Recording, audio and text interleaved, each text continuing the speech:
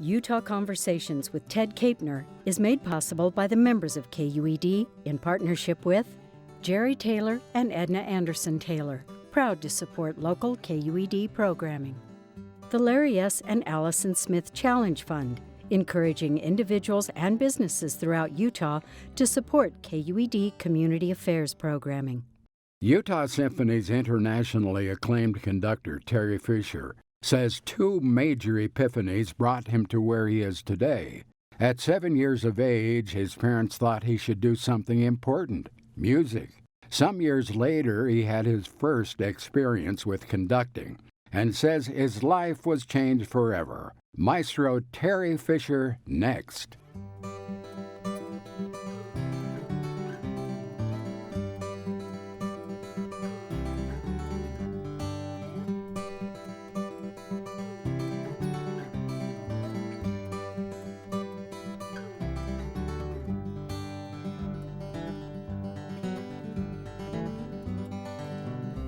Yeah.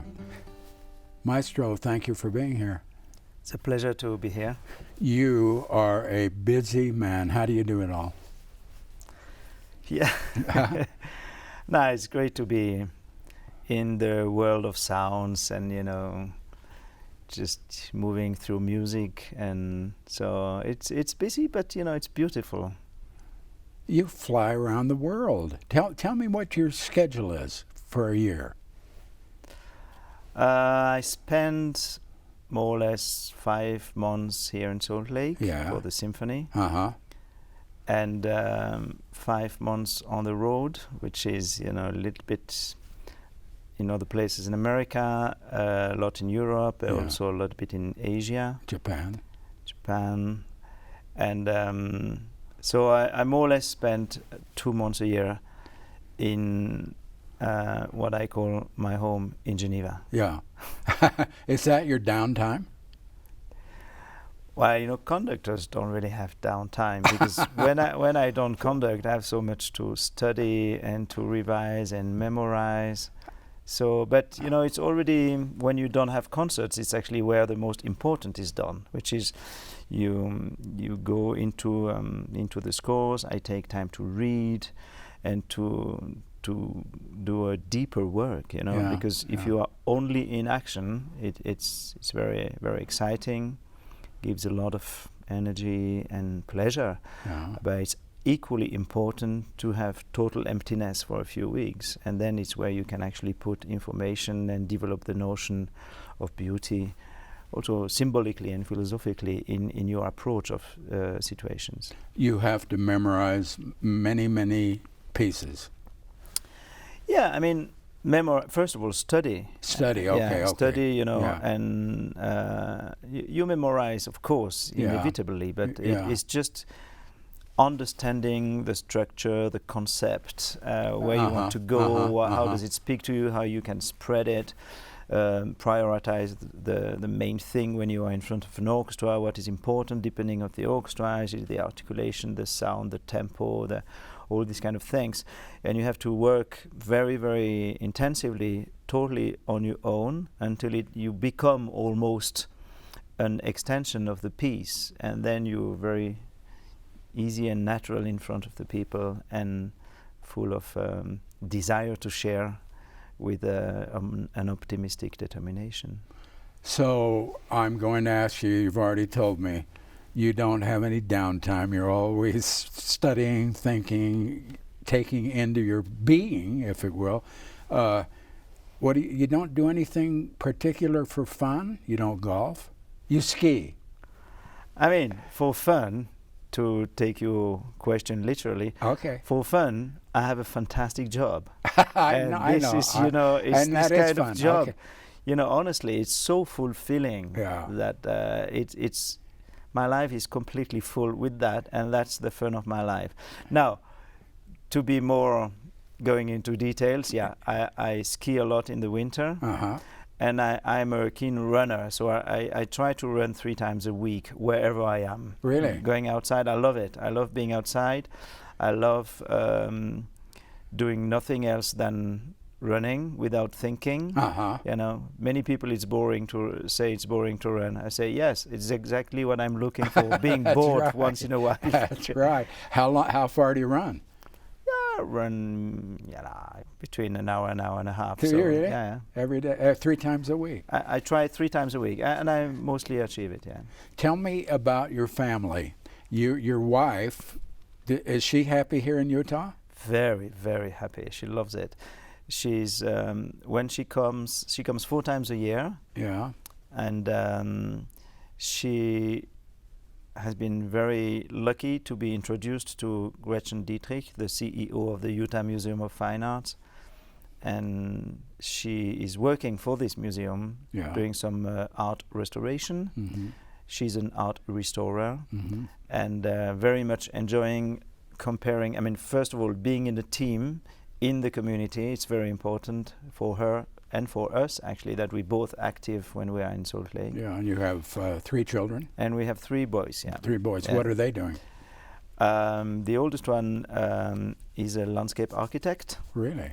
The second one did a master in urban ecology and is working for different non-governmental organizations. Mm-hmm. He's just coming back now from Greece, where he went to help for refugees, this dramatic situation now in Europe. And the youngest one is first aid medical. Mm-hmm.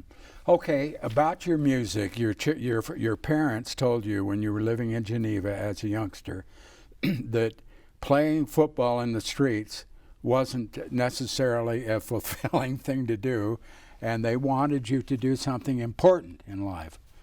And you have been doing that ever since. The important thing is and was music. Yeah, although I had to fight a little bit because I am not coming from a musical family. Yeah. So of course I faced the inevitable, like parents say, okay, I'm glad you enjoy music, but what are you going to do for a living? That's right. Yeah, of course. It's, of course, very normal parent worry. You know, Yeah. I have been the same with my kids. So, Are they still living, your parents? yeah, I'm Okay. very lucky. And Both my parents are alive. in and Geneva? They are in Geneva. Okay, okay. Yeah. You don't play football on the streets anymore? No, Okay, all right. sadly. But you began your music life with a recorder, which my wife had to remind me what a recorder is. You tell me about that. Yeah, I started. Yeah, it was my first contact with the world of music, Yeah. And then I switched quite fast on the flute. Yeah, Yeah. Mm. And you were a principal flutist for a major orchestra. In Europe, I Yeah. was in Hamburg Philharmonic, north Yeah. of Germany, in Zurich, and in London as well for 11 years. Do you ever consider doing a flute solo with the Utah Symphony? No. No. I don't play anymore. Don't you play at all? No. I mean, like once a year in secret. Oh, okay. Why did, after all the fame you acquired and building on in Europe and around the world now, why did you come to Utah?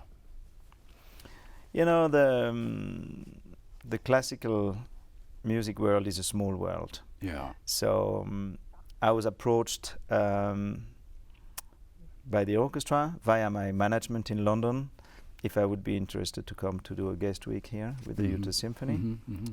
And I realized that this was the orchestra Maurice Abravanel was for 37 years. Yeah. And what he did for this orchestra and for the community is absolutely unique. He was a legend, and he did something which is really world known.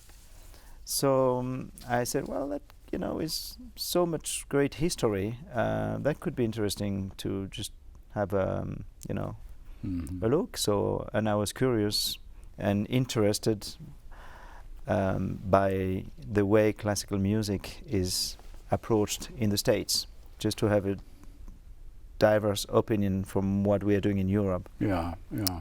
So I came here, and very soon the orchestra informed me that they were looking for a music director, and would I be interested to be on the list of candidates? Mm-hmm. And I said yes. Mm-hmm.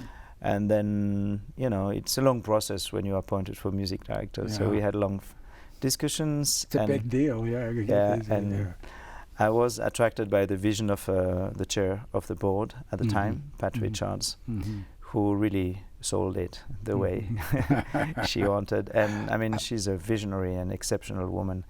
So she gave me the final points to make me accept. So and I don't regret for 1 second. I think it's a great choice, and we started to develop our vision together, and it's a very happy time in my life. So you are happy here. I want to talk about your vision, but first I want to ask you about the difference between orchestras and the music world in Europe as compared to here. You said that it's different. How is it different? First of all, what is different is when you are a music director in America, you have to be much more committed and involved than in Europe. Your responsibilities are big, and everything starts from the music director's vision. And it's a challenge to be able to share this, with positivism and enthusiasm, and to take the group on all different levels to what we actually all want to achieve, which is an as better as possible orchestra, aiming for excellence, aiming for pleasure, for special moments on stage, which brings to the ultimate, which is sharing this with an audience and a community. So in Europe, the conductor just conducts. He doesn't have to be involved in all of that. Not really. Here we are involved, and I had to learn it very fast. With the main leaders of the community, we have to explain them, what we want to achieve. And in short, I would say that the biggest difference in America is that the orchestra is the community's orchestra. And in Europe is all public funding.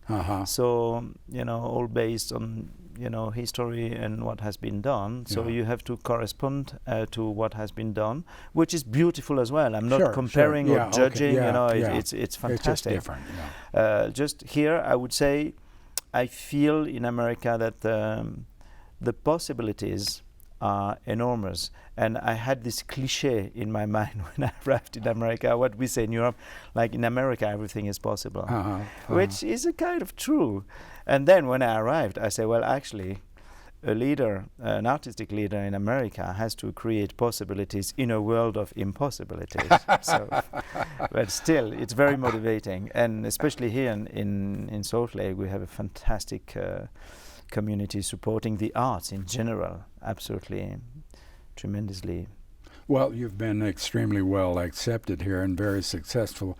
Your vision for the orchestra, you've mentioned some of what it is. Now, tell me, have you reached the peak? Are you where you want to be? I realized that where I am where I wanted to be, I'm always a step behind, which means I hopefully never be where I want to be, and then you just go from one step to the other. However, to go over this little anecdote, I am more and more happy here in Utah. I think what we are building with the symphony is something absolutely beautiful. It hasn't been easy every day, of course, because when you transform, develop, take decisions, and of course you face a little bit of resistance, because it's inevitable. But I have to say the collective has been fantastic, following, and as I said before, we all want the same. We all want a great orchestra, being able to, to go to the unexpected, and that's why there is no recipe. You have to build it step by step. So what I'm very happy with, and to answer concretely to your question, is we wanted to have a very festive and glorious 75th anniversary season, and this has gone beyond our dreams. It was really very special. I wanted this anniversary, you know, what's an anniversary celebration if you don't share? So, Right. so I wanted to share this not only with the audience and the community, but also with different art organizations in Salt Lake and in Utah. So we invited in our masterworks series, Ballet West, the opera. We did a collaboration in the Tabernacle with the Mormon Tabernacle Choir. We did with the Madeline Children Chorus and with the Utah Shakespeare Festival. And we did 3 commissions to 3 American composers, which we recorded live. And we did a Beethoven festival, and we finished our Mahler cycle at the end of the second year. So it was a very, very full and exhilarating, intense season. Well, you're making me tired by just what you're saying.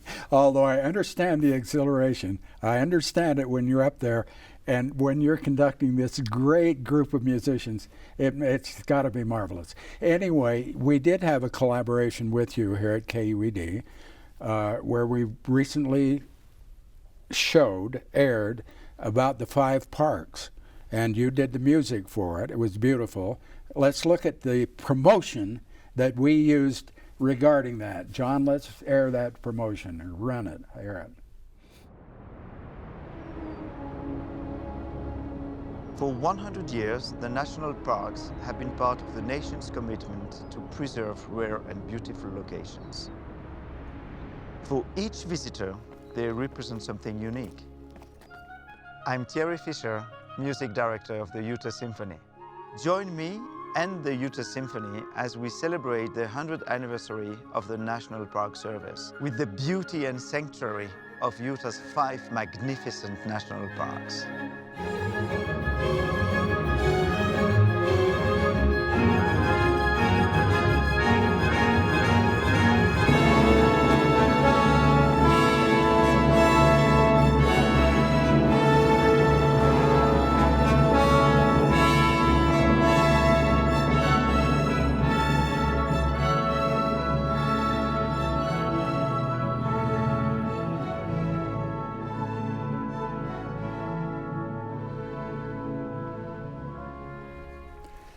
Great, wonderful music. You like to play the classical, the old music, as well as new music, don't you? Yeah, very much. Yeah. I think, to me, it's crucial as a performer to be aware of, you know, what's going on today in the world of composing. This is a reflection of today's society, and hopefully is going to create the big generation of composers in 1 or 2 or 3 decades from now. So I think as an artist and as an art organization, I feel really very strongly that we all have the mission to be part of what the music is going to be, you know, in the coming years. So involving living composers, asking them to write for our ensemble, for our orchestra, is something very important for me. And you know, now we did 5 or 6 commissions since I arrived, and we especially recorded the 3 American composers on CD for our anniversary. But I had to say that it was very important moments for the organization, because not only it is challenging the orchestra, who has to study something radically new, but it's galvanizing also the entire organization, because you have to market differently, you have to, and you can feel in the whole way backstage like, oh, we're doing something new, and this feeling when you are for the first concert that you are actually going to perform and make sounds which have never ever been done on the planet before. It's something very special, and you just develop the sense of identification, not only to your organization, but also to the process of being innovative for the future. You have done so many different things to bring, what some would say, new life to the orchestra. You've made some changes in the musicians. Was that difficult? No, I arrived at a time when there was a very natural turnover. Many players when I arrived have been appointed by Maurice Abravanel, which was fantastic. I mean, you know, to have this legacy on stage. So no, that was very natural. So is the orchestra younger now than it was when you came? I think there is more or less a third of the orchestra that I have appointed since I arrived. Uh-huh. And this has been a fascinating time because the challenge for all of us was to put the two generations together. Yeah. Making sure, of course, what we call younger generation could not do a thing without the experience, and the people who are here for many years and who actually did build the history of the orchestra. I mean, they are, that's right. even more important. So that's, but, we have such a very healthy group that it went all in a very, very good way. And now I think we can collectively be extremely proud of our orchestra. You do you do school outreach to schools and such like Maurice Bravanel did? Yes, yeah. The education department is filling. I'm not very good with numbers, but nearly a third of our schedule. Really? And the Utah Symphony is reaching every 3 years, every school in the state. Yeah. So the players are a lot on the road, going to all the parts of Utah and doing sometimes with smaller orchestra or chamber ensembles and giving also lessons to kids in their schools. This is a fantastic way of, again, creating the next generation. And we also have a family series here in Salt Lake where students are coming with this big yellow bus. You can see them sometimes. Dozens of them. In front of the hall, filling the hall. Yeah. And so you think there is a future for music like the music you do, and the classical music with young people? You don't think we're going to lose all the young people? There is always a risk, like also in any field. Yeah, sure. My conviction is that the notion of beauty through sounds is something so exceptional which can elevate our way of approaching our own perception of ourselves and our surrounding, that this is a universal notion which is absolutely indestructible and will never ever disappear. And when you see, the size of the eyes of the kids trying to play violin or coming to concerts for the first time, having this permanent capacity of wandering, this is the biggest hope you can give to a community. That's marvelous. You bring outside soloists in to do work too, don't you? Yeah, that's a good way of making us being motivated by people coming from different parts of the world. So we of course invite a lot of American artists, but with of course inevitably where I'm coming from Europe, I had the vision of inviting one or two specifics, either guest conductors or guest artists, and then to put these two way of working together. It's every time the weeks with guest artists or with guest conductors are what I called multivitamin shots, because you need this diversity to grow collectively. So I'm putting a special attention of the caliber of guest artists, both in soloists in my week or especially guest conductors. I think this is something absolutely crucial for the morale and the permanent development of the orchestra. The growth, okay. You did not start out to be a conductor. You were playing the flute, and you then were asked to conduct. Well, you tell me this story, how you became a conductor and how it changed your life. Well, long story short, okay. I became conductor, like actually many conductors, by accident. Yeah. I was asked to replace a Neil conductor in Switzerland, but just actually to do a choir rehearsal. And then he was sick longer than he thought, and then he said, Thierry, you have to do the concert. So that's the way I started. But I have to say that I was a very happy man as a flute player. I loved playing the flute, and I could well have been a flute player all my life. I was musically fulfilled, honestly. And then, but honestly, I have to say, when I started to do this first rehearsal, and then I had the big chance to do the concert, I felt very strongly that this was another dimension, like with a giant door in front of me, which I didn't want just to look at, but I wanted to go through the door. Yeah. And Well, you went home, and I've read that you went home after you first conducted this choir and said your whole life has changed. I'm a happy man. Yes, I felt that, and probably said it. I mean, I'm always fascinated how people know what I said years ago. Well, but that's maybe true. they make some stuff up. No, but that's true, Ted. Yeah. It's definitely what I felt. Yeah. And I had this, like, don't know if it's really English to say this, but this illumination in my sense of hoping to do music radically changed after this first experience. And when you're up there conducting so beautifully, you just feel the warmth and the life. Your whole life is wonderful, right?